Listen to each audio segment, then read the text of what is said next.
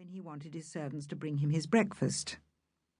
The third MacBuff had thrown a dozen English prisoners into the dungeons and gone off on a fishing trip, leaving them to starve to death, and the wood on the drawbridge is stained to this day by the blood of the sixth MacBuff's relations, 2 aunts, a cousin, and a nephew, whom he simply murdered as they rode up to his house to spend Christmas.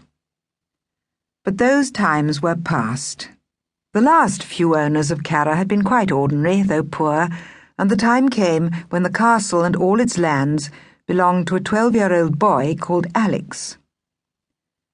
Alex's full name was Alexander Robert Hamilton MacBuff, Laird of Carra, of Erenrig and Sethsay. He'd been 6 months old when his parents were drowned in a sailing accident, and since then he had lived at Carra with his great-aunt Geraldine, who had come to keep him company when he was left an orphan.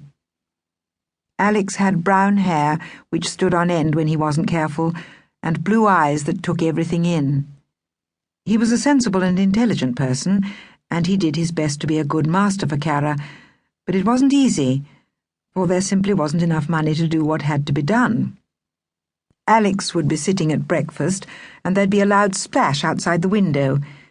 It would be a piece of the west tower falling into the moat, greatly upsetting the frogs. Or he'd go up the wooden staircase to the gallery to fetch a book he'd needed for his homework, and find that the top step just wasn't there. It had been eaten by death-watch beetles. And everything got very dusty and dirty because there were only 3 servants where once there had been 30. An old butler with a bad back, a housemaid with bad feet, and a cook who heard clunking noises in her head.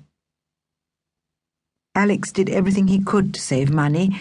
He bicycled each day to the comprehensive school in Erenrig, he washed out his own jeans, and he helped with the housework.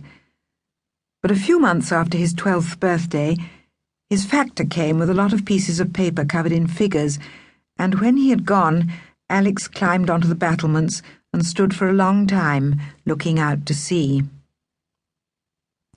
Then he came down to find his aunt. "I have thought and I have thought and I have thought," said Alex, "and I have decided that I simply have to sell the castle." "I'm sure you're right, dear," replied Aunt Geraldine.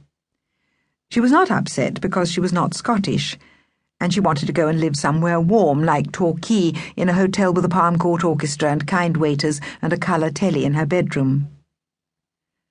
So Alex wrote to the estate agents, and they came and put up a notice saying, "This castle is for sale."